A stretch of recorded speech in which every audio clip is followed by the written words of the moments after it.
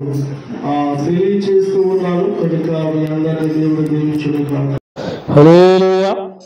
మరి ఇక్కడ వచ్చిన వీళ్ళందరూ కూడా మీ పరిశుద్ధ గ్రంథాలు తెరిచి మనము ధ్యానం చేస్తున్న గ్రంథము నిర్గమకాండము 11వ అధ్యాయము మనము ధ్యానం చేద్దాం. నిర్గమకాండము 11వ అధ్యాయము దాని యొక్క మొదటి వచనాన్ని మనం చదువుకుందాం. ఒక్కరు చదవండి, ఎవరు మొదటి ఇద్దరు వారు చదవడానికి ప్రయత్నించేయండి. ఒకరు చదువుతున్నప్పుడు వేరే వాళ్ళు వెనక ఆగాలి. కనుక అలాగ క్రమబద్ధంగా దేవుని యొక్క వాక్యాన్ని చదివినప్పుడు ఆ వాక్యము చదివేదో అర్థమవుతుంది. వీలైతే మైక్లో చదవడానికి ప్రయత్నం చేయండి. మైకులు ఇట్టుకోండి, కనుక లాక్కోవద్దు. దేవుని స్తోత్రం చెప్తాం. హల్లెలూయా. చదవండి సార్. మరియు యెహోవా మోషేతో ఇట్లనెను, ఫరో మీదికిని ఐగుప్తు మీదికిని ఇంకొక తెగులు రప్పించెదను. అటు తరువాత అతడు ఇక్కడి నుండి మిమ్మల్ని పోనిచ్చెను. అతడు మిమ్మల్ని పోనిచ్చినప్పుడు ఎక్కడి నుండి మిమ్మల్ని బొత్తుగా వెళ్ళగొట్టెను. ప్రార్థన చేసుకుందాం. వాక్యం కొరకు. మహోన్నతుడా, మహాగణుడా, అతి శ్రేష్ఠుడా, మీ ఘనమైన నామమునికి వందనాలు. మా ప్రియ బిడ్డలందరూ కూడా క్షేమకరంగా నీ బిడ్డల్ని మందిరానికి తీసుకుని వచ్చాం. వాక్యము రాజా నీది, నిలబడుతున్న దైవజనుడు నీవాడు, వింటున్న బిడ్డలు నీవారు. రాజా ఎక్కడి నుంచి వింటున్నా బిడ్డలందరూ కూడా దర్శించమని ప్రార్థన చేస్తూ ఉన్నాం. ఇదిగో నీ వాక్యము చేత రాజా బిడ్డలు బలపరచండి. వింటున్న వారి జీవితంలో కార్యాలు జరిగించండి. ఈ రాత్రిని వశము చేసుకుని రాజా నాయన మా అందరితో మీరు మాట్లాడి నడిపించమని, లైవ్లో రాజా నీ వాక్యం వింటున్న బిడ్డలు కూడా మీరు దర్శించమని యేసు నామమున మనము చేయుచున్నాము. ఆమేన్. రెండు చేతులు స్తోత్రం చెప్దాం. దగ్గరగా చెప్దాం. హల్లెలూయా. సంతోషంగా చెప్పండి. హల్లెలూయా. ఆ వెనక లైట్ కూడా వేసుకొని బైబిల్ కనపడుతుంది. మంచిది. ప్రేమదేని బిడ్డలారా, దేవుని యొక్క వాక్యమును మనం ధ్యానం చేస్తూ నిర్గమకాండాన్ని అధ్యాయము ప్రతి వారము కూడా వివరంగా దేవుడు మనకు తెలియచేస్తూ ఉన్నాడు. 10వ అధ్యాయాన్ని మనం ధ్యానం చేసాం. 10 అధ్యాయములు ఏమేమి మనం ధ్యానం చేసాం? మిడతల నుండి వస్తుందని, ఇంకేం వస్తున్నాయి? చీకటి కమ్ముతుందని, ఈ విషయాలన్నీ కూడా మరి ఇశ్రాయేలు ప్రజలు విడిపించడానికి ఐగుప్తులున్న ఫరోకు, ఆ యొక్క ఐగుప్తులున్న ప్రజలకు తెగుళ్ళు పంపిస్తూ ఉన్నాడు. ఎందుకు ఈ తగ్గిలుగా రోగాలు వస్తున్నాయి, తెగుళ్ళు వస్తున్నాయంటే దేవుని యొక్క మాట ఫరో వినక. దేవుని స్తోత్రం. ఇప్పుడు మనం 11వ అధ్యాయం మనం ధ్యానం చేస్తాం. ఈ 11వ అధ్యాయంలో ఎన్ని వచనాలు ఉన్నాయంటే 10 వచనాలు ఉన్నాయి. దేవుని స్తోత్రం. ఎన్ని వచనాలు ఉన్నాయి? అందరు చెప్పండి. ఎన్ని వచనాలు ఉన్నాయి? 10 వచనాలు ఉన్నాయి. ఈ 10 వచనాల్లో కొన్ని అధ్యాయంలో ప్రస్తావించబడిన వ్యక్తుల యొక్క పేర్లు మనం చూస్తున్నప్పుడు, ఎన్నిసార్లు ఈ యొక్క అధ్యాయంలో రాయబడిన మాటను చూస్తున్నప్పుడు యెహోవా అనే మాట 6 సార్లు రాయబడింది. ఎన్నిసార్లు? రాయగలిగిన వాళ్ళందరూ కూడా రాసుకోండి. మీ దగ్గర పుస్తకాలే చెప్తే కానీ రాయరా? 2 మోషే అనే మాట 6 సార్లు ఉంది. దేవుని స్తోత్రం. సుగుణ చెప్తుందంటే ఇంటికి లెక్కేసి వచ్చేస్తుంది. చాలా సంతోషం. అందరూ కూడా అలాగే వాక్యాన్ని చదువుతూ ఉండాలి. ముందుగా వాక్యం అర్థం కావాలంటే ఏం చేయాలి? ఇంటి దగ్గర కూడా చదువుతూ ఉండాలి. దేవుడు అప్పుడు మనతో మాట్లాడుతూ ఉంటాడు. 3వ విషయం ఏంటంటే అహరోను అన్న మాట ఒకసారే ఈ అధ్యాయంలో రాయబడింది. తర్వాత 4వదిగా ఫరో అన్న మాట 8 సార్లు ఈ అధ్యాయంలో రాయబడింది. ఎన్నిసార్లు? 8 సార్లు. 5వదిగా చూస్తే ఐగుప్తు లేదా ఈజిప్టు అన్న మాట ఈ యొక్క అధ్యాయంలో 6 సార్లు రాయబడింది. దేవుని స్తోత్రం. అంటే ఈ యొక్క అధ్యాయంలో మనకి ఎవరెవరు కనబడుతున్నారని ఆలోచన చేస్తే దేవుడు కనబడుతున్నాడు, యెహోవా, తర్వాత మోషే కనబడుతున్నాడు, రెండోదిగా అహరోను కనబడుతున్నాడు, రాజు అయిన ఫరో కనబడుతున్నాడు, ఐగుప్తు యొక్క దేశము కనబడుతుంది. ఇంకా అధ్యాయానికి వస్తున్నప్పుడు అధ్యాయం యొక్క వివరణలో ఈ యొక్క 10 వచనాల యొక్క వివరణ చూస్తే 2 భాగాలుగా మనం చూస్తాం. అందులో మొదటి భాగం ఏంటంటే ఫరో మరియు ఐగుప్తు యొక్క గౌరవ విషయంలో మోషేకు దేవుడు తెలియజేస్తా అనే విషయాన్ని మనం చూస్తాం. మళ్ళా చెప్తున్నాను, ఫరో మరియు ఐగుప్తు యొక్క గౌరవ యొక్క స్థితిని మోషేకు దేవుడు ఏం చేస్తున్నాడు, తెలియజేస్తున్నాడు. ఇది ఎక్కడి నుంచి ఎక్కడి వరకు ఉందంటే 11వ అధ్యాయం 1 నుంచి 3 వచనాలు మనం చూస్తాం. ఏమొస్తాం. రెండవ మాట ఏంటయ్యా అంటే మొదటి జననము మరణము యొక్క ప్రస్తావన కనబడుతుంది. ఏంటి? జనన మరణం. ఇది 4వ అధ్యాయం 10వ వచనం వరకు ఈ అధ్యాయం మనం చూస్తాం. ఇలా ధ్యానం చేసినప్పుడు ఇప్పుడు 10వ అధ్యాయంలో ఏముంది అనేది మనకు అర్థమైపోయింది. ఐగుప్తు యొక్క ఫరో యొక్క స్థితిని దేవుడు ఆ 3 వచనాల్లో తెలియజేస్తున్నాడు. రెండోది మనం ఆలోచన చేస్తున్నాడు, జనన మరణము. ఎవరు జననించారు, ఎవరు మరణించారనే విషయాన్ని మనం వచనం వెంబడి వచనం ఈ 10 వచనాలు మనం ధ్యానం చేయబోతున్నది. స్తోత్రం చెప్పండి. హల్లెలూయా. కడిగిపిన ఇంత వివరంగా దేవుడు మనకు ప్రతి వారము కూడా అధ్యాయాన్ని ధ్యానం చేసేప్పుడు అధ్యాయం యొక్క వివరణ అంతా కూడా మనకి అర్థమవుతూ ఉందని మనం గ్రహిస్తూ ఉన్నాము. దేవుని స్తోత్రం. చూడండి, ఇప్పుడు మొదటి వచనాన్ని మనం చూస్తున్నాము. మొదటి వచనంలో ఏం కనబడుతుంది అక్కడ అన్నాడు, మరియు యెహోవా మోషేతో ఇట్లా అంటే దేవుడు మాట్లాడుతున్నాడు. ఎవరితోని? మోషేతో మాట్లాడుతున్నాడు. మరియు యెహోవా మోషేతో ఇట్లను అది వచ్చిన రాజైన ఫరో మీదకిని ఐగుప్తు మీదకను ఇంకొక తెగులు నేను రప్పించేది. అంటే అంతకు ముందే దేవుడు ఏం చేశాడు? ఐగుప్తు ప్రజల మీదకిని ఫరో మీదకిని తెగులు పంపించాడు. ఎలాంటి తెగులు పంపించాడు? కప్పలు వచ్చాయి, మిడతలు వచ్చాయి, పేలు వచ్చాయి, ఏగలు వచ్చాయి, బొబ్బర్లు వచ్చాయి, ఇంకేమొచ్చాయి? నీళ్ళు రక్తముగా మారాయి. ఇన్ని రకాలైన తెగుళ్ళు మనం బైబిల్ గ్రంథంలో మనము ఐగుప్తులో ఇశ్రాయేలు ప్రజలను విడిపించడానికి ఫరోకు బుద్ధి చెప్పడానికి ఫరో మాట వినకపోవడం వల్ల ఆ దేశం మీద శ్రమ వస్తుంది. ఆ దేశంలో ప్రజలు శ్రమ పడుతూ ఉన్నారు. ఎందుకు శ్రమ పడుతున్నారు అని ఆలోచన చేసినప్పుడు ఫరో మాట వినడం లేదు. మరి విన్నాడనుకునేవాడికి మరలా ఫరో హృదయం ఏమైపోతుంది? కఠినమైపోతుంది. దేవుడు ఎవరెవరు తెలుసుకోవాలి? ఇప్పుడు ఎవరెవరు? రాజు, ఐగుప్తులున్న రాజు తెలుసుకోవాలి. రెండోదిగా ఐగుప్తులున్న ప్రజలు కూడా జీవము గల దేవుణ్ణి ఏం చేస్తలేదు, వేరు తెలుసుకోకుండా వేరే వాటిని ఏం చేస్తారంటే తెలియని దేవుళ్ళు ఏం చేస్తున్నారు? ఆరాధిస్తూ ఉన్నారన్నమాట. ఆ ఇశ్రాయేలు ప్రజలు ఆరాధిస్తున్న దేవుడే నిజమైన దేవుడు అని తెలుసుకోవాలంటే దేవుడు ఆ ఐగుప్తులో ఉన్న ఫరోకును ఐగుప్తులో ఉన్న ప్రజల మధ్యలో దేవుడు ఏం చేయాలి? ఆయన అద్భుతాలు ఏంటో వారికి కొనిపరచాలి. దేవుని స్తోత్రం గాక. ఇప్పుడు మరొక తెగులు పంపిస్తున్నాను అన్నాడు. ఏంటి ఆ తెగులు అని ఆలోచన చేస్తే ఇప్పుడు ఇంకా మనం చూడండి 11వ అధ్యాయం మనం చదువుతున్నాం. ఏంటంటే 11వ అధ్యాయం మాటలు పూర్తి చేస్తే అటు తర్వాత అతడు ఎక్కడి నుండి మిమ్మల్ని పోనిచ్చాడంటే ఇది ఐగుప్తు నుంచి మిమ్మల్ని ఏం చేస్తాడు? ఎలనిస్తాడు. ఎప్పుడు? ఇంకొక తెగులు వారి మీదకి వచ్చినప్పుడు. ఇంకా కింద చదువుతున్నాం. అతడు ఏమన్నాడు? అప్పటికి మిమ్మల్ని పోనిచ్చినప్పుడు అతడు ఇక్కడ నుండి మిమ్మల్ని బొత్తుగా వెళ్ళగొట్టేను. దేవుని స్తోత్రం. అంటే ముందుగానే దేవుడు వారిని గూర్చి దేవుడు మాట్లాడుతున్నాడు. ఇశ్రాయేలు ప్రజల్ని ఏం చేస్తాడు?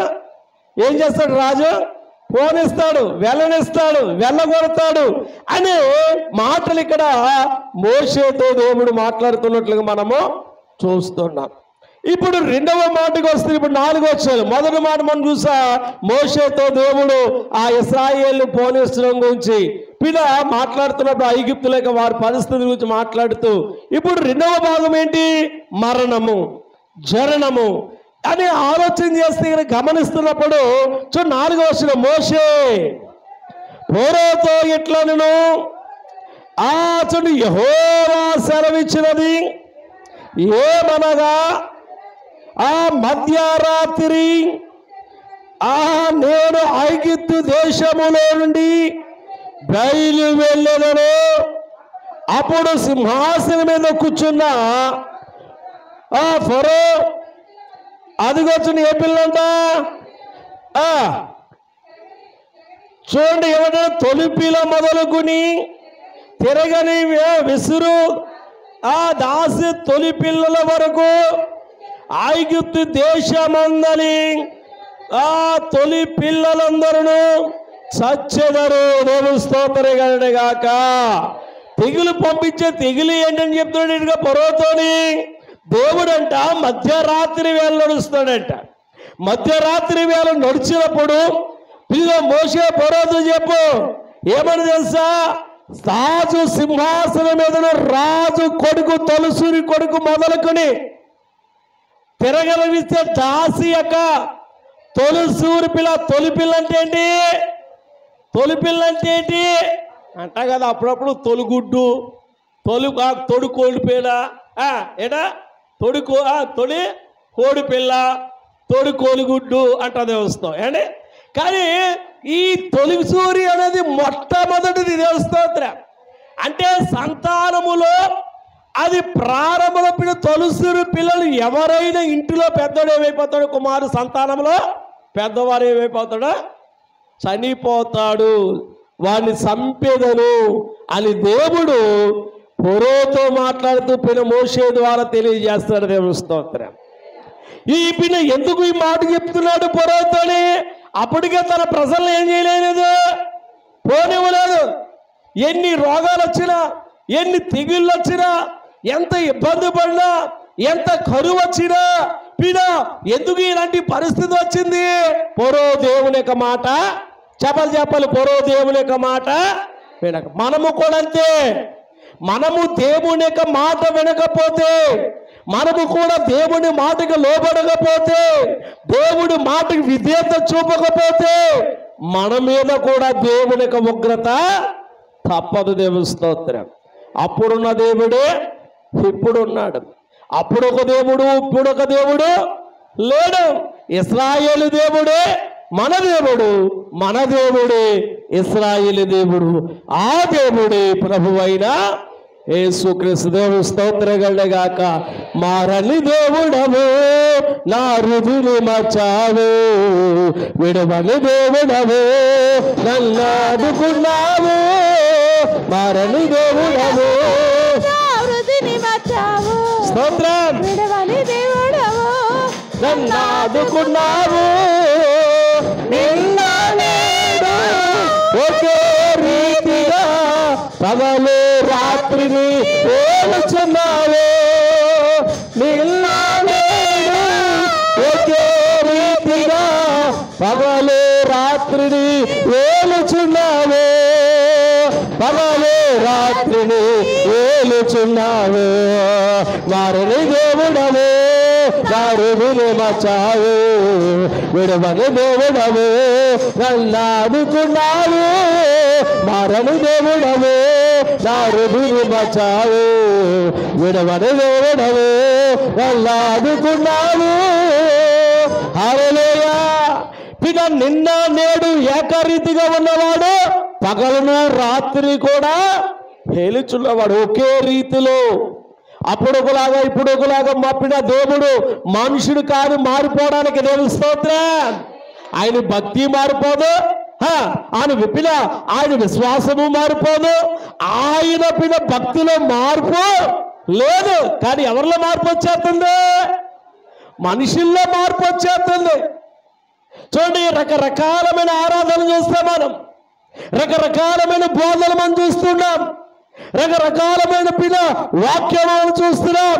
మంచి వాక్యం ఉన్నప్పుడు చెడ్డ వాక్యము ఉంది, మంచి నీరు ఉన్నప్పుడు చెడ నీరు కూడా ఉంది, మంచి బోధ ఉన్నప్పుడు చెడ్డ బోధ ఉంది. అందుకే మనం చెడ్డ బోధలేము, ఇత బోధలో ఉన్నాము, మంచి బోధలో ఉన్నాము. ఆ బోధే అపోస్తుల యొక్క బోధ. బోధయే అపోస్తుల బోధ, సహవాసము అపోస్తుల సహవాసము, అపోస్తుల బోధ, అపోస్తుల సహవాసము, పునాది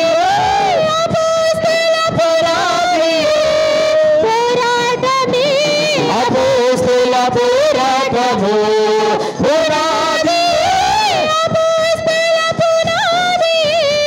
పోరాటము అపోస్తుల పోరాటము, బోధయే అపోస్తుల బోధ, సహవాసము అపోస్తుల సహవాసము, బోధయే అపోస్తుల బోధ, సహవాసము అపోస్తుల సహవాసము.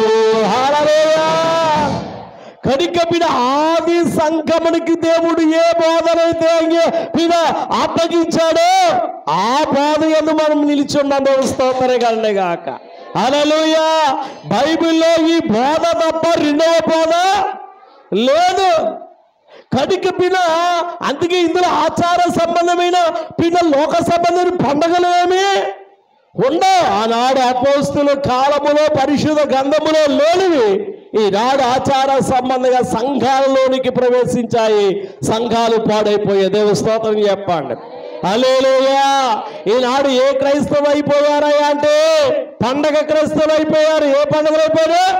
పండగ క్రైస్తవు. అందుకే పడుతుంది, పండగలెందుకయ్యా నీకంతా దండగనయ్యా, పండగ చేస్తే పరలోకానికి పోయేదయ్యా, పండగలెందుకయ్యా నీకంతా దండగనయ్యా, పండగ చేస్తే పరలోకానికి పోయేదయ్యా, పండగ చేస్తే పరలోకానికి పోయేదయ్యా.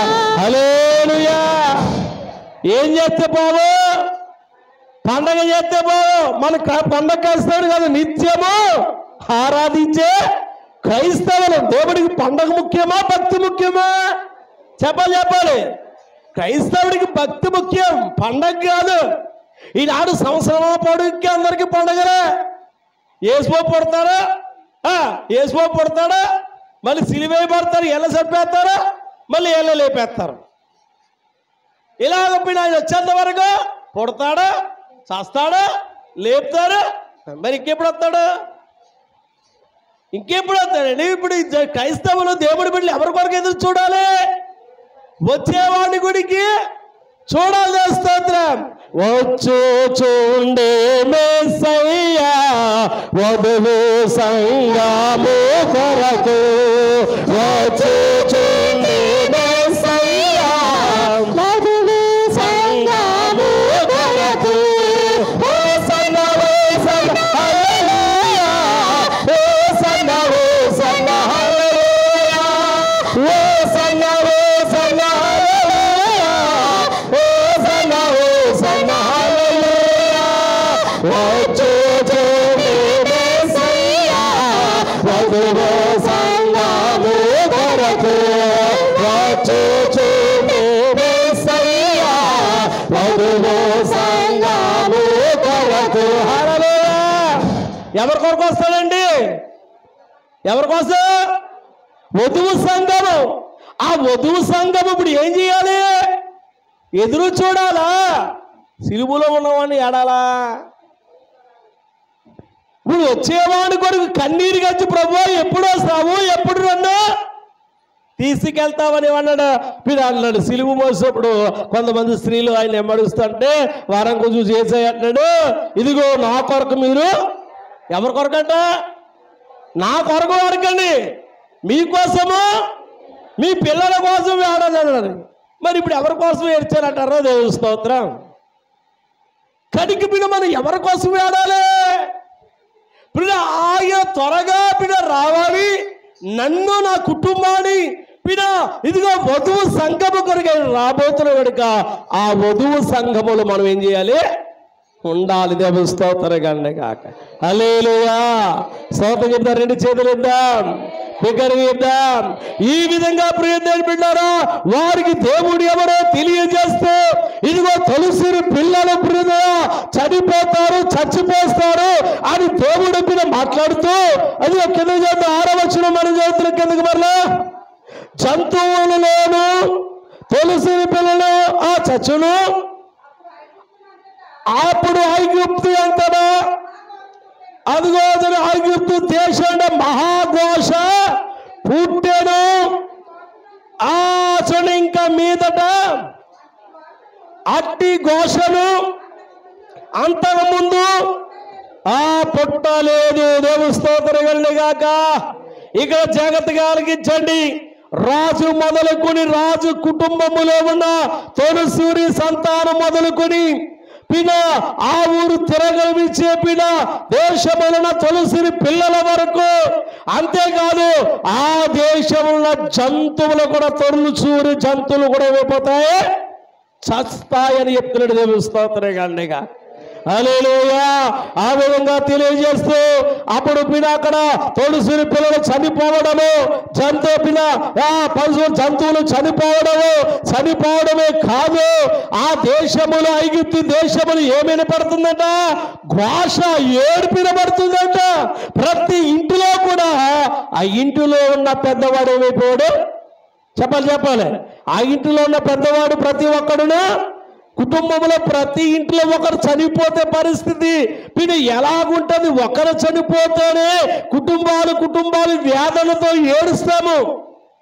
అయ్యో చనిపోయేవాడి మీద పడి ఏడుస్తాము. అయితే పిని ఇక్కడ ఐగుప్తులు అలా లేదు పరిస్థితి. ఇంటిలో పెద్దవాడు పిన మొదలుకొని పిన దాసిరి పిన పిల్లల వరకు ప్రతి ఇంటిలో మరణమే కనబడుతుంది, మరణ ఘోషమే కనబడుతుంది. అందరూ చనిపోతున్నారు, ఆ పిన జంతువులు చనిపోతున్నారు. ఏంటి ఇలాగ పిన సంతానములో ప్రథమ సంతానము తొలిసిరి సంతానము చనిపోవడానికి కారణం ఏంటంటే రాజు మాట వినకపోవడం. దేవుని స్తోత్రం. ఆ రోజు రాజు మాట వినకపోవడం, రాజు ఇంట్లో కూడా చనిపోయాడు, మిగతా వారి ఇంట్లో కూడా చనిపోయారు.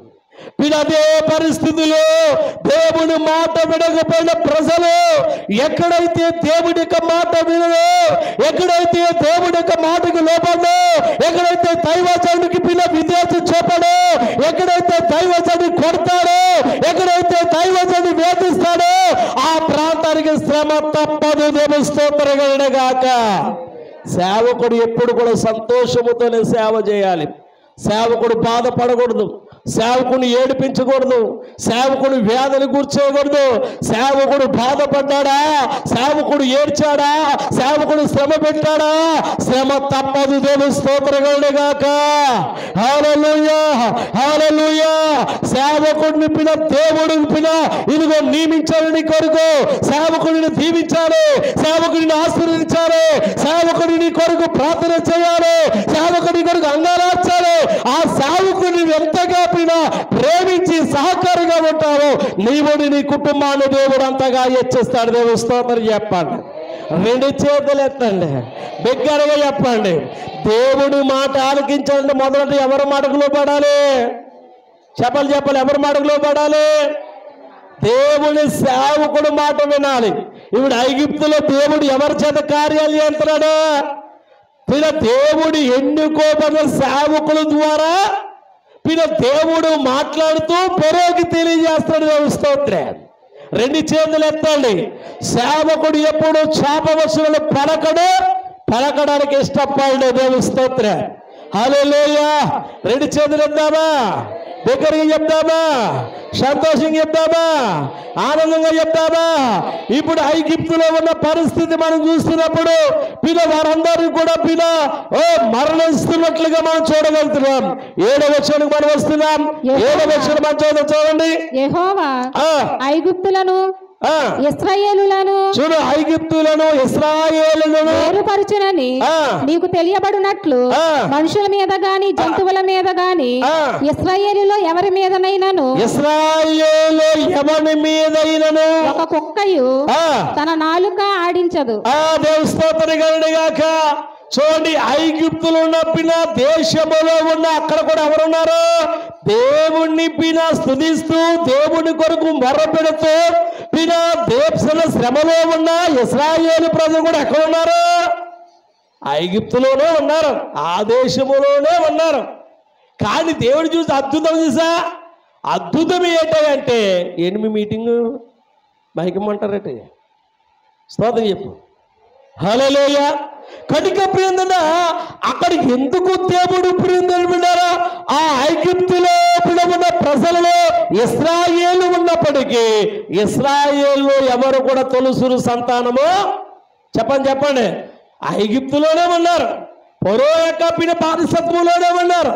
కానీ దేవుడు చేసే అద్భుతం ఏం తెలుసా?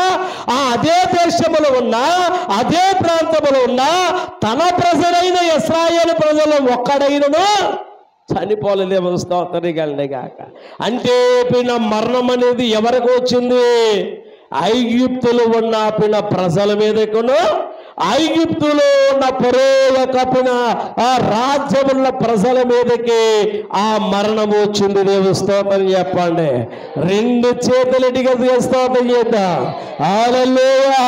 దేవుడు అద్భుతాలు చేసే దేవుడు. దేవుని స్తోత్రం. అద్భుతాలు చేయు దైవమా యేసయ్యా, అద్భుతములు చేయు రక్షక, ఇప్పుడే అద్భుతములు చేయు రక్షక. అద్భుతాలు చేయు దైవమా యేసయ్యా, అద్భుతములు చేయు రక్షక,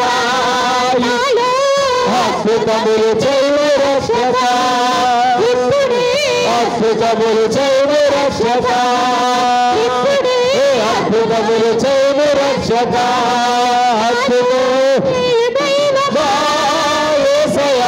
అద్భుతములు చేయు రక్షక, అద్భుతములు చేయు రక్షక. హల్లెలూయా. నేలను దారిగా చేస్తాడు, నేల మీదైనను నడిచొచ్చే శక్తిమంతుడు. దేవుని స్తోత్రం. నేలను దారిగా చేయగలడు, నేల మీదైనను నడిచి రాగలడు. దేవుని స్తోత్రం. హల్లెలూయా. ఆయనకు అసాధ్యమైనది ఏది లేదు. మన దేవుడు జీవమగల దేవుడు. ఇలాగ మనం జాగ్రత్తగా ఆలోచన చేస్తే ఇప్పుడు ఇశ్రాయేలు కూడా బిడ్డారా, వారు బ్రతికే ఉన్నారు.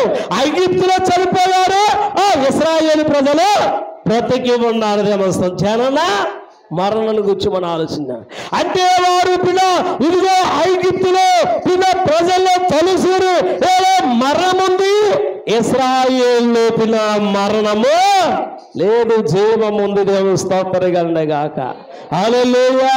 ఇంకా జాగ్రత్తగా మనం ఆలోచన చేస్తూ కిందకు వస్తున్నప్పుడు ఇంకా సేవకులైన వీరందరూ నా యొద్దకు వచ్చి నాకు నమస్కారము చేసి నీవును నిన్ను ఆశ్రయించున్న ఈ ప్రజలందరూ బయలు వెళ్ళుడని చెప్పుదురు. బయలుదేరి వెళ్ళుడని చెప్పుదు. దేవుని స్తోత్రం. అప్పుడు ఇశ్రాయేలు ప్రజలు పోనివ్వడానికి సిద్ధపడ్డానికి కారణం అప్పుడే ఇదిగో పొరువులు గుచ్చేమి ఇలాంటి పరిస్థితి మాకు వచ్చింది. మా పిల్లలు చనిపోవడానికి కారణం ఎవరు? మా పిల్లలు చనిపోవడానికి కారణం ఐగుప్తులో ఉన్న ప్రజలందరూ ఇది అంటున్నారు. ఎవరి గురించి? ఈ తొలుసుల సంతానములో చనిపోవడానికి కారణం ఎవరంటే రాజైన ఫరో. ధరదేవస్తూ ఈరోజు చెప్తాను దేవుని బిడ్డలారా, ఇంటికి శ్రమ ఉందా? ఇంటిలో ఇబ్బందులు ఉన్నాయా? ఇంటిలో పరిస్థితి ఉందా? నీ ఒక్కనే బట్టే ఇంటి వారు బాధపడుతున్నారనే సంగతి కుటారికి దేవస్థానం. మా ఇంట్లో బాధలు ఏమున్నాయని అనుకోవచ్చు చాలా మంది. దేవస్తోత్రం. మా ఇంట్లో బాధలు ఏమున్నాయని అనుకోవచ్చు. దేవస్తోత్రం. ఇంటి యజమానుడు సరిగ్గా లేనప్పుడు, ఇంటి యజమాని సరైన మార్గములు నడవలేనప్పుడు, ఇంటి యజమాని సరైన మార్గములు నడవలేనప్పుడు, ఆ ఇంటి యజమాని సరిగ్గా ఉండి పిల్లలు సరిగ్గా లేనప్పుడు, హలో పిల్లలు కూడా సరిగ్గా లేనప్పుడు ఒక్కడ బట్టి కుటుంబం అంతా ఏం చేయబడుతుంది? నష్టపోతుంది. దేవస్థానం. తల్లిదండ్రులందరూ ఇక్కడ ప్రార్థన బిడ్డలు రోడ్డు మీద అక్కడక్కడ తిరిగితే పిన ఎవరు పిన వల్ల పిన బాధలు కలిగితే నష్టాలు కలిగితే అవమానం వస్తుంది. ఇంట్లో వాళ్ళందరూ బాగాలేడు, ఒక్కడ వల్ల దేవుని స్తోత్రం. చూడండి, యోనపైన దేవుడు మాట వినకుండా ఇదిగో నిలివేకి వెళ్ళమంటే నిలివే పట్టణం నుంచి పైన వెళ్ళకుండా దేవుడు మాట ధిక్కరించి ఏ వాడెక్కాడు? తర్కీస్ అనే వాడును ఎక్కడ తర్కీపోయిన వాడు ఎక్కితే ఆ వాడ నడి భాగంలోకి వెళ్ళి తుఫాను సెలవేగింది. అప్పుడు ఆనగారు ఎక్కడ పడుకున్నాడు? వాడ అడుగు బాగానే పోయి నిద్రపోతున్నాడు. పీడ గాలి తుఫాను వస్తుంటే ఆ నాయకులు అందులో ఉన్నవారు భయపడుతూ అందులో ఉన్న సామాను అంతా బయటపడేస్తున్నారు. వారప్పుడు బరువు ఎక్కిపోతే మునిగిపోతామని చెప్పి వాళ్ళు తీసుకొచ్చిన సరుకులన్నీ నిలబడేస్తున్నారా? సముద్రంలో పడేస్తే తీగా తిరిగి అడుగు భాగానికి వెళ్ళేటప్పటికి అయ్యగారు కొరకడ పడుకుంటున్నాడంటే ఎవరా? అప్పుడు వాడైనా నిద్రపోతా ఇంత వాడ బద్దలైపోయినట్లుగా బద్దలైపోయిన పరిస్థితి అంటే నువ్వు నిద్రపోతున్నట్టు ఎక్కడి నుంచి వచ్చావంటే నేను దేవుని సన్నిధి పారిపోయి వస్తున్నాను, నా దేవుడు పురియులా దేవుడు అన్నాడు. అప్పుడు ఏమి సంభవించింది అంటే వాడు అందరం పీడ సీట్లు వేస్తుండే ఎవరి మీదకి వచ్చిందట? యోనా గారి మీదకి వచ్చిందంట. యోనా పీడ ఒక్కని బట్టి వాడలో ఉన్న వారందరికీ ఇబ్బంది కలిగింది. వాడలో ఉన్నవాడు ఒక్కడే, కానీ వాడలో ఉన్నవారు కష్టపడుతున్నాడు. ఇదిగో వాడలో ఉన్నవాడు పీడ నేను చెప్పిన యోనా ఒక్కడే. ఆ వాడలో ఉన్న పరిస్థితిగా తుఫాను రావడానికి, ఆ వాడ మునిగిపోయిన బదలవడానికి కారణమైన పరిస్థితి రావడానికి, ఆ వాడలో ఉన్న వారందరూ భయపడడానికి భయభ్రాంతులు అవ్వడానికి కారణం ఏమంటే యోనా అప్పుడు అంటున్నాడు, మేమేం చేయాలి అన్నప్పుడు వారు ఇదిగో నన్ను కాలు చేతి గిట్టి ఎక్కడేసి అన్నాడా? సముద్రంలో పడండి అన్నాడు. దేవుని స్తోత్రం. కొడుకు ఎందుకు విషయం చెప్తున్నా తెలుసా? వాడలో అలాంటి పరిస్థితి రావడానికి ఒక్కడ వల్ల వచ్చింది. మన ఇంట్లో ఎవరైనాను దేవుని యందు భయభక్తులు కలిగి లేకపోతే, ఎవరును దేవుని యందు విశ్వాసము కలిగి లేకపోతే, ఎవరును దేవునికి లోబడకపోతే మనము కష్టపడవలసిన పరిస్థితి, వేదన పడవలసిన పరిస్థితి, ఇబ్బంది పడవలసిన పరిస్థితి తలస్తున్నప్పుడు మనము ముందుగానే ఏం చేయాలి? సిద్ధపాటు కలిగి దేవుని సన్నిధిలో కుటుంబం అంతా ఉండడానికి ప్రయత్నం చేయాలి. దేవుని స్తోత్రం. ఒకే ఇంటిలో ఒకే కొండలో ఆహారం ఎలాగైతే తింటున్నామో ఏంటండి, మనిషికో కొండ వండుకోవడం లేదు కదా, మనిషికో కూర వండుకోవడం లేదు కదా. ఏంటి అందరికీ ఒకే కొండలో ఎలాగైతే ఉంటుందో వీడు వండుకునే ఆహారాన్ని అందరూ ఒకే ఆహారాన్ని ఎలాగైతే భుజిస్తున్నామో సంఘములు కుటుంబములు అందరూ కూడా దేవుని మందిరములో ఉండాలి. దేవుని స్తోత్రం. అప్పుడే దేవుని యొక్క వాక్యము వాడు పరిపూర్ణంగా వినగలడు, వాడు దేవుడి యందు భయభక్తులు కలిగలడు. స్తోత్రగలనే గాక. మనమేమో దేవుడి మందిరములో మనవాడేమో బయట ఉంటే మనం ఎంత ప్రార్థన చేసినా సాతాను అన్ని ఎలా తిప్పుతుంటే గిర్రా గిర్రా గిర్రా గిర్రా తిప్పుతూ ఉంటాడు. దేవుని స్తోత్రగండి గాక. హల్లెలూయా. వాడు నిద్రపోతున్నా నిద్రపోతున్నా, నిద్రపోకపోయినా నిద్రపోతున్నా ఎక్కడ తీసుకురావాలి? వాడికి దేవుడి మందిని తీసుకురా, ఇక్కడ పడుకోబెట్టు. దేవుని స్తోత్రం. వాడికి ఏం చేయాలి? అలవాటు చేయాలి. దేవుని స్తోత్రం. రెండు చేతులు ఎత్తి గట్టిగా బిగ్గరగా స్తోత్రం చెప్పామా? భక్తిగా స్తోత్రం చెప్పా. హల్లెలూయా. ఇలాగా అక్కడ ఐగుప్తులో చరిత్ర సంభవాలు మనం చూస్తున్నప్పుడు ఇంకా కిందకి చూడండి.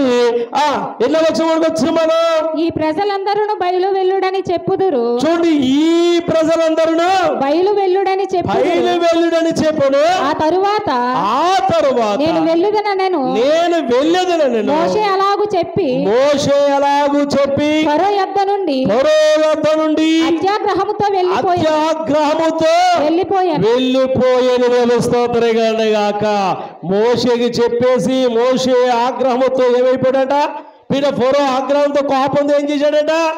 అప్పటి వరకు ఎన్నో తెగుళ్ళు వచ్చినా మాట వినలేదు, ఎన్ని రోగాలు వచ్చినా మాట వినలేదు, ఎలాంటి తెగుళ్ళు వచ్చినా మాట వినలేదు.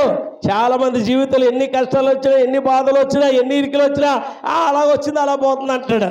చివరికి మరణకరమైన పరిస్థితి వచ్చినప్పటికీ అప్పుడు దేవుడి సన్నిధికి రావాలని ఆశ కలుగుతుంది. దేవుని స్తోత్రం చెప్పండి.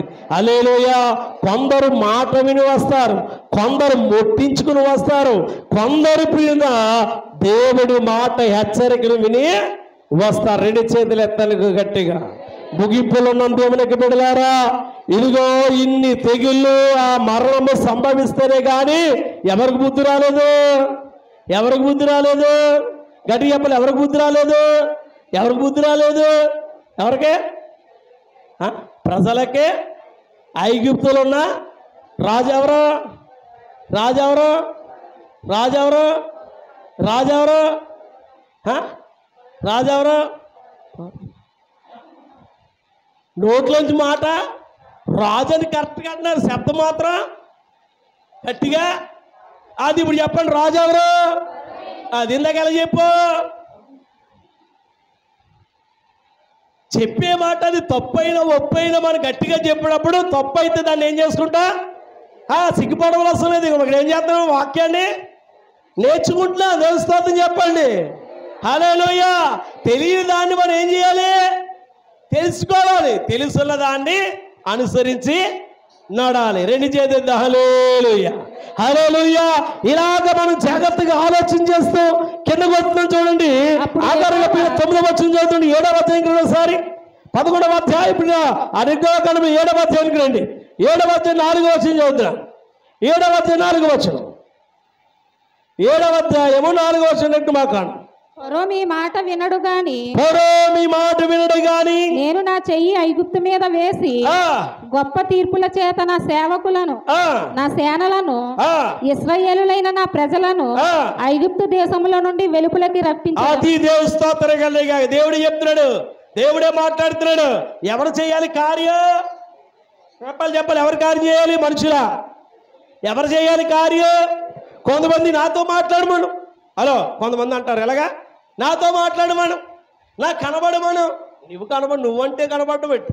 ఆయనకి ఎవరికి దర్శనం ఇవ్వాలో ఆయనకి ఇస్తాడు. ఎవరితో మాట్లాడాలో? మూర్ఖంగా వచ్చి మాట్లాడితే ఆయన మాట్లాడు.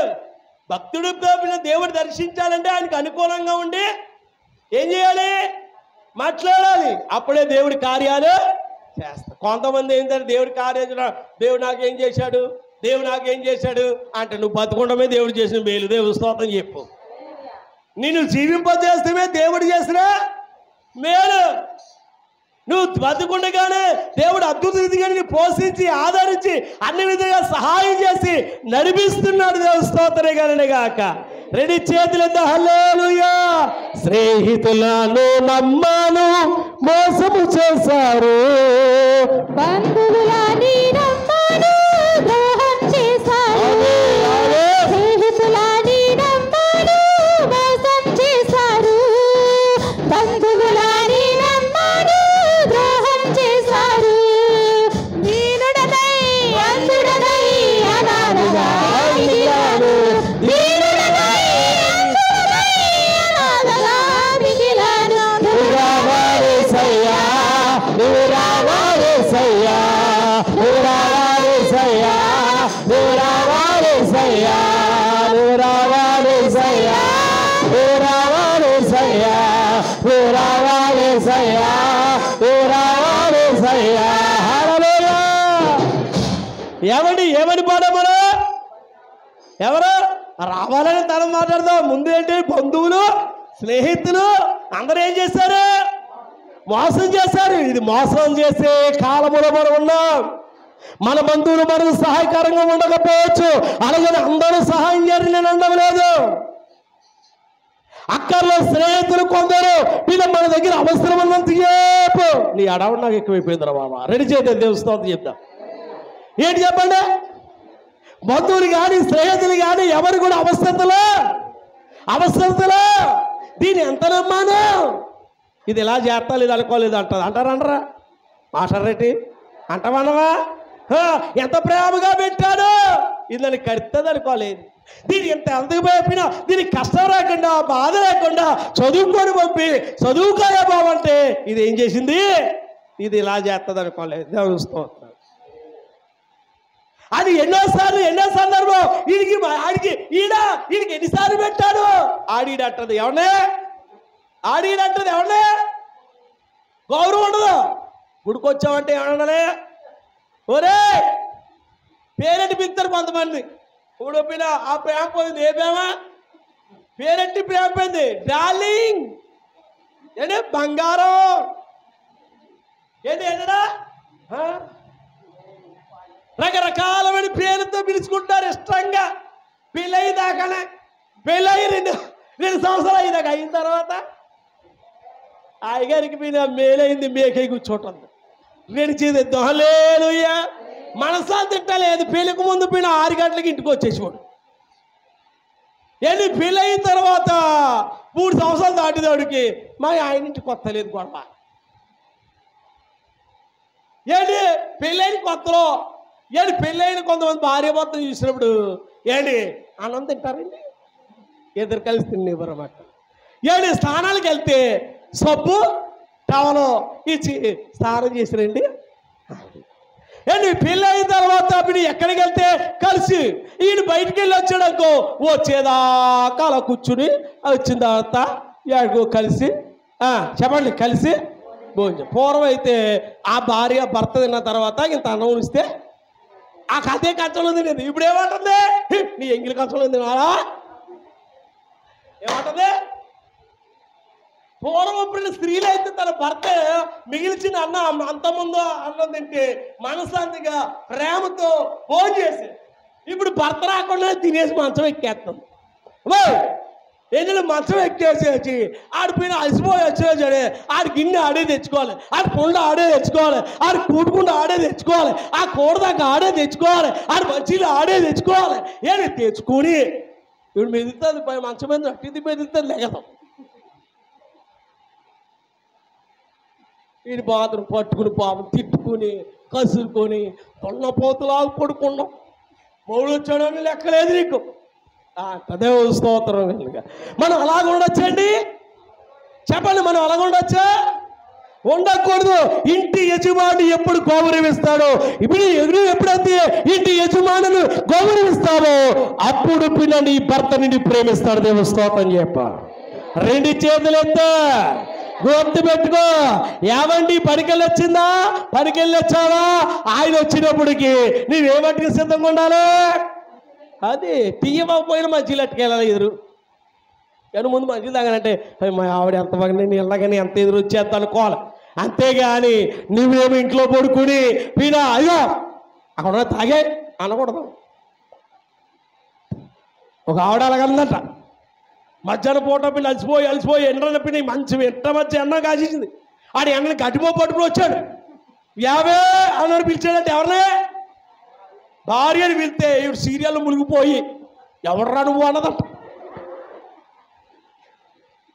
సీరియల్ మునిగిపోయి ఎవడరా నువ్వు అన్నదని వీడు మరిపి అలసిపోయి ఎండడు వచ్చాడేమో ఆ గడ్డిమొప్పుతో ఆడు తీసుకొచ్చి శుభ్రంగా చావేస్తాడంట. ఎవడో అని గుర్తొచ్చేదాకా. చాలా మంది భార్యలు అలాగ ఉన్నారు. దేవస్తోత్రం చెప్పండి. ఆడు అలసిపోయి ఎండ వస్తే ఏం చేయాలి? చల్లటి మంచి అట్టుకుని అది ప్రేమ. దేవుని స్తోత్రం కంటే కానీ 2 చేతులు చెప్దామా? స్తోత్రం చెప్దామా? దగ్గరగా చెప్దామా? ఎక్కడి వరకు చెప్పుకున్నాం మనం? ఏ విషయం దగ్గరికి వచ్చాం మనం? అమ్మా ఏం మర్చిపోయావు? మాట్లాడరెట్టి వాక్యం మర్చిపోయావు. ఇలాంటి మాటలు చెప్తే చాలా చక్కగా ఏంటో బంధువులు స్నేహితులు అందరూ కూడా ఏం చేస్తారన్నా? ఏం చేస్తారన్నా? మోసం చేస్తారు. వాళ్ళని నమ్ముతుంది. దేవుని స్తోత్రం. అమ్మాయిలు కూడా ఈరోజు కాలేజీకి వెళ్ళే బావంటే పార్కులు అంటే వెళ్తాం. అమ్మాయిలు చదువుకో అంటే సినిమాలు కొత్త సినిమా వస్తుందో ఫ్రెండ్స్తో కలిసి కాలేజీకి వెళ్ళామని బ్యాగ్ తెలిగించుకుని వీళ్ళందరూ కలిపి కొత్త సినిమా ఎప్పటి వరకునే కాలేజీ అయిపోయేదాకండి. ఈ మధ్య అయిపోతుంది. టైం చూసుకుంటారు కదా, 5 గంటల కాలేజీ అయిపోతే ఇంటికి వచ్చే టైం ఎంత అవుద్ది? 7 గంటలు 6:30 అవుద్ది. ఆ టైం రావాలి. ముందు వెళ్తాను అలాగే వేస్తాను. దేవుని స్తోత్రం చెప్పు. కానీ ఇలా చేసే వాళ్ళు కూడా చాలా మంది లేకపోలేదు. దేవుని స్తోత్రం చెప్పండి. హల్లెలూయా హల్లెలూయా. ఏలేం చేస్తారు? చదువుకోమంటే ఆడు కోరితే వెనకాల చుట్టూ ఎగరేసుకుని వస్తే వీడు ఇలా 2 పాపులు తీసేస్తే స్తోత్రం చెప్దామా? కోరితే ఎంత అడితే అయ్యో వీడు అంతగా లేదనుకుంటుంది. దేవుని స్తోత్రం. ఏమనుకుంటుందా? వీడికన్నా దేవుని స్తోత్రం చెప్దామా? 2 చేతులు చెప్దామా? హల్లెలూయా హల్లెలూయా. ఈ ప్రేమ ఎలాంటి ప్రేమ? కీచైలకి, బయట చాక్లెట్లకి, టెడ్డీ బేర్లకి, గీటింగ్లకి పడిపోయే ప్రేమదేవ స్తోత్రం. ఈవిడేమనుకోలే చదువంత సంక్రాంతి పరీక్ష ఉంటుందో తెలుస్తుంది ఎవరు పెట్టం. ఎందుకు విషయం చెప్తున్నా సార్, నిజంగా తల్లిదండ్రులకు కష్టాన్ని జరిగి ఉంటే నువ్వు చదువు కోసం వెళ్ళిందానివే, చదువులో ఉన్నతమైన మార్కులతో పాస్ అవుతామా అన్నదే స్తోత్రం గాక. ఒకవేళ చదువు కూడా నేను ఎందుకు పాస్ అయ్యాని బాధపడేవారు ఉన్నారు, కానీ మీరు బాధపడే అవసరం లేదు, దేవునికి మళ్ళా విజయాన్ని ఇస్తాడు. దేవుని స్తోత్రం చెప్పు. కానీ ఇలాంటి మధ్య మధ్యలో వచ్చే వాటికి ఆకాశని నీ చదువుని, నీ యొక్క భవిష్యత్తుని పాడు చేసుకోవద్దు. దేవుని స్తోత్రం చెప్పండి. హల్లెలూయా. ఏమని పాడాము? నువ్వు రావా యేసయ్యా, నువ్వు రావా యేసయ్యా. ఏమని పాడా? నువ్వు రావా యేసయ్యా, నేను ఇంకా టీవీ చూస్తానా, నువ్వు రావా యేసయ్యా, నేను ఇంకో సీరియల్ మీద, అన్ని సీరియల్ చూద్దంట. మళ్ళీ ఏ సీరియల్ అంట? ఒక సీరియాలే. కొందరు మందార పువ్వు అంటే ఎత్తాం, కొందరు మొగల రేకులు అంటే ఎత్తాం, ఇంకేమన్నావా? అదిగో దేవుని స్తోత్రం. చెప్పక్కర్లేదు, కార్తీక దీపట్టు అంటే మనం ఏం చేస్తున్నాం వాడికి మనం చెప్పక్కర్లేకుండానే కనుక ఒక్కొక్కరిని ఒక వల్లాడేస్తాడు. మనమే పడతా రావా యేసయ్యా, నువ్వు రావా యేసయ్యా. నేను సొట్ల మానప్రభు వచ్చేటం, నేను మందు మానప్రభు నువ్వు వచ్చేటది, నీకు మానమని మారలేదు ప్రభా, నువ్వు వచ్చేస్తే ఎత్తపడతావా? మార్పిన జీవితాలతో మనం యేసయ్యను రమ్మని పిలిస్తే ఒకవేళ వచ్చేస్తే మనం ఆయనతో వెళ్ళగలమా? హల్లెలూయా. స్తోత్రం చెప్పండి, దగ్గరగా చెప్పండి, సంతోషంగా చెప్పండి. అందరూ మార్పు చెందాలి. అంతటా దేవునికి రాకరు కనుక ఎదురు చూస్తే ఆయనతో పాటు ఆయనతో మనం వెళ్ళాలి. ఆయన ఎక్కడికి వస్తున్నాడు? మేఘాలుడైన వాడు, మేఘము ధరించిన వాడు, ఆయన మేఘం మీద వస్తున్నాడు, మధ్యాకాశానికి వస్తాడు. ఎవరు ఎక్కలేని వాహనం మీద మనల్ని ఆయన ఎక్కించుకుని తీసుకెళ్తాడు. మేఘాల మీద వచ్చుచున్నాడు, మేఘాల మీద పరిశుద్ధులు అందరూ తీసుకుపోతాడు, పరిశుద్ధులు అందరూ తీసుకుపోతాడు. లోకమాత శ్రమకారు, లోకమాత శ్రమకారు, విడవబడుట బహుఘోర, విడవబడుట బహుఘోర. యేసు రాజుగా వచ్చుచున్నాడు, లోకమంతా తెలుసుకుంటారు. యేసు రాజుగా వచ్చుచున్నాడు, లోకమంతా తెలుసుకుంటారు. హల్లెలూయా. అలాగే మనం చూసినప్పుడు దేవుడు చెప్తున్నాడు, తన ప్రజలైన వారిని, ఇదిగో ఇశ్రాయేలు ప్రజలను నేను ఐగుప్తు నుంచి, ఫరో చేతిలో నుంచి నేను ఏం చేస్తాడు, వాని విడిపించేవాడును నేను. మన చదువుకునే వాక్య భాగంకి వచ్చేస్తే 10వ అధ్యాయంలో మనం చూస్తున్నాము. 11వ అధ్యాయంలో 9వ వచనం. అప్పుడు యెహోవా ఐగుప్తున మహత్కార్యములను విస్తారమగునట్లు ఫరో మీ మాట వినునని మోషేతో చెప్పిన దేవుని స్తోత్రం కలుగుగాక.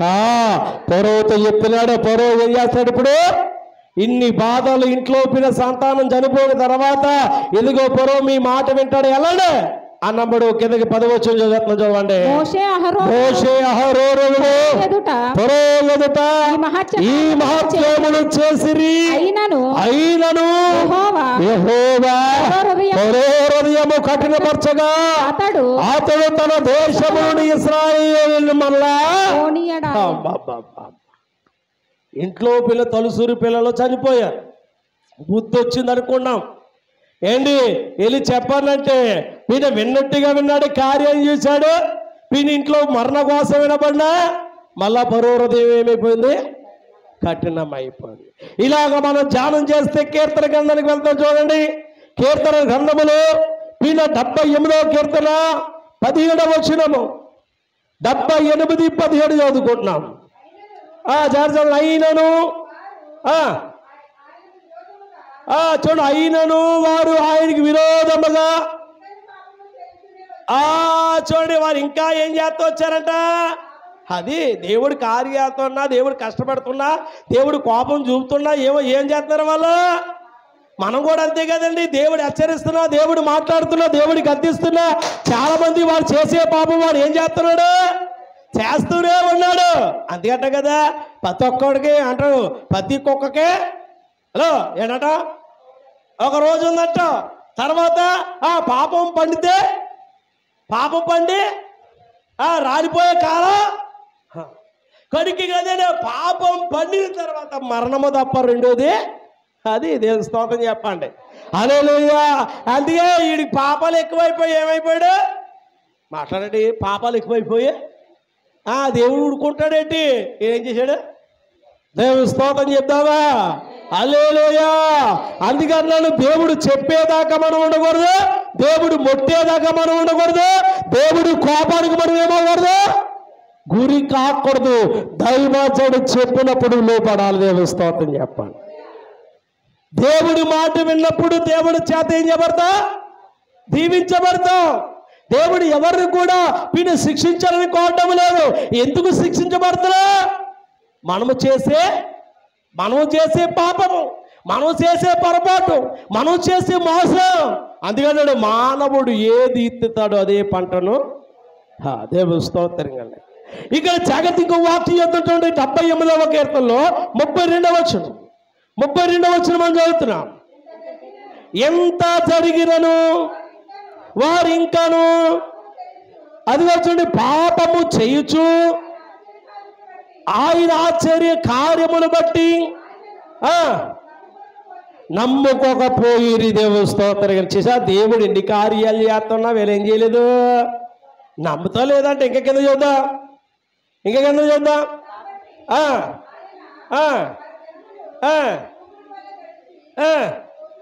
చూడండి, ఇంకా జాగ్రత్తగా అలాగా ప్రియ మనము 40 వచ్చును, 42 వచ్చును, 41 వచ్చును వరకు 3వ వచనం వచ్చాయి చదివితే 40 నుంచి 42 వచనం చదువుతున్నాం. అరణ్యములో వారు ఆయన మీద ఎన్నో మారు తిరగబడిరి, ఎడారి యందు ఆయనను ఎన్ని మార్లు దుఃఖపెట్టిరి, మాటి మాటికి వారి దేవుని శోధించిరి, మాటి మాటికి ఇశ్రాయేలు పరిశుద్ధ దేవుని సంతాపమును కలిగించిరి.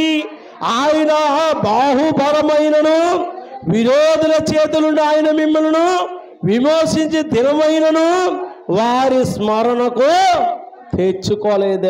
అలా దేవుని ఎంత బాధ పెట్టారనుకున్నా, ఈ ఐగుప్తులో ఉన్న రాజు ప్రజలు కూడా మాటి మాటికి బాధ పెట్టారు, దుఃఖపెట్టారు. పైన ఈ రోజు కూడా సేవకుడు కూడా అదే విధంగా ఒకవేళ విశ్వాసులైన నువ్వు ఎవరైనాను సేవకుడు బాధతో ఉన్నాడా, అది మనకి క్షేమము కాదు. సేవకుని ఎంత సంతోష పెడితే దేవుని అంత సంతోష పెడతాం. సేవకుని ఎంతగా ప్రేమిస్తావో దేవుడిని అంతగా ప్రేమిస్తాడు. సేవకుడు ప్రేమిస్తూ నీ తోటి విశ్వాసులు పొరుగు వారిని ఏం చేయాలి, ప్రేమించాలి. స్తోత్రం చెప్దాం.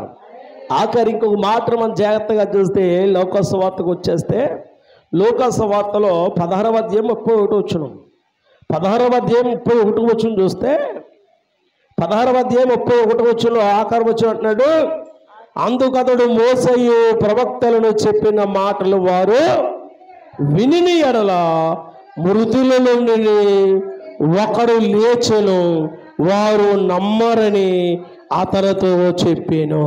చూసారా, వారు ఇప్పుడు మృతుల్లోంచి ఒకరు లేచాడు అని చెప్పినా వారు ఏం చేయరంట, నమ్మరు. దేవస్తే ఈ రోజు కూడా చాలా మంది ఇప్పుడు యేసు ప్రభు జీవము గల దేవుడు, యేసు ప్రభు సజీవుడిన దేవుడు, యేసు ప్రభు తప్ప వేరొక దేవుడు లేడు అని చెప్తుంటే కొందరికి ప్రేమ చాలా హేళనగా ఉంది. దేవుని స్తోత్రం. కానీ జీవము గల దేవుడు ఈ ఐగుప్తులో ఆ ఫరో దగ్గర ఇశ్రాయేలును విడిపించడానికి చేసిన అద్భుతమైన గొప్ప కార్యము మనం చూసా. మరణ కోసం వినబడినప్పటికీ వారు అంత బాధ అనుభవించిన ఫరో మాత్రము అతడు ఏం చేయలేదంట, పోనీయలేదు. అతని హృదయం మరలా ఏమైపోయింది, కఠినమైపోయింది. 12వ అధ్యాయానికి వస్తున్నాము. 12వ అధ్యాయంలో మొదటి వచనం చదివింది ముగించేసుకుందాం. దేవుడి చిత్తమైతే మళ్ళా వచ్చేవారు మనం జాయిన్ చేస్తాం. మోషే అహరోనులను ఐగుప్తు దేశంలో ఉండగా యెహోవా వారితో ఇలాగున సెలవిచ్చెను, నా నెలలో ఈ నెల మీకు మొదటిది, ఇది మీ సంవత్సరమునకు మొదటి నెల. మీరు ఇశ్రాయేలు సర్వ సమాజములను లెక్క చొప్పున ఒక్కొక్కడును గొర్రె పిల్లలను మేక పిల్లైనను అనగా ప్రతి ఇంటిని ఒక్కొక్క గొర్రె పిల్లైనను ఒక మేక పిల్లలను తీసుకుని రావలను అని ఇశ్రాయేలుకు దేవుడు తండ్రిని మోషే అహరోనుగా తెలియజేస్తున్నాడు. ఎందుకు తెమ్మన్నాడు ఏంటనేది వచ్చే వారం మనం ధ్యానం చేద్దాం. మోకరించండి, ప్రార్థన చేసుకుందాం. ప్రభువా నీ కొందనాలు, మోకరించండి, స్తుతించండి. ప్రభువా నీ కొందనాలు నాయన. పొరో కఠినమైపోయిన హృదయం నాకు వద్దు నాయన. పొరో రాజా ఉన్నట్లుగా అయ్యా అలాంటి హృదయం నాకు వద్దు నాయన. అయ్యా అద్భుతాలు చేయి ప్రభువా అని చెప్పి ప్రభు సన్నిధిలో ప్రార్థించి ఆయన అడుగు. ఆయన అడిగితే కార్యాలు చేయగలడు. ఆయన అడిగితే కార్యాలు చేయగలడు. ఆయనకు అసాధ్యమైనది ఏది లేదు. ఆయనకు అసాధ్యమైనది ఏది లేదు. కనుక ఆయన్ని స్తుతిస్తూ ఆయన అడుగు. ప్రభువా నీ కొందనాలు నాయన. జీవాధిపతి నీ కొందనాలు. చేద్దాం, ప్రార్థన చేద్దాం, అడుగుదాం. ఆయన బలమైన కార్యాలు చేసే దేవుడు, ఆయన ఉన్నతమైన కార్యాలు చేసే దేవుడి కనుక ఆయన సన్నిధిలో ప్రార్థన చేద్దాం. మనందరూ ప్రార్థన చేస్తుండగా సుందరమని ప్రార్థన చేస్తుంది. యేసయ్యా నీ కొందనాలు, గనుడా నీ కొందనాలు, స్తుతులు ప్రభువా, ఆశ్చర్యకరాని కొందనాలు. చేద్దాం, ప్రార్థన చేద్దాం. ప్రభు సన్నిధిలో స్తుతిద్దాం. పరిశుద్ధడానికి వేలాదినికి స్తుతులు స్తోత్రాలు చెల్లిస్తున్నాము నా తండ్రి. అయా సర్వోన్నతుడా, సర్వాధికారి నీకు స్తుతులు స్తోత్రాలు.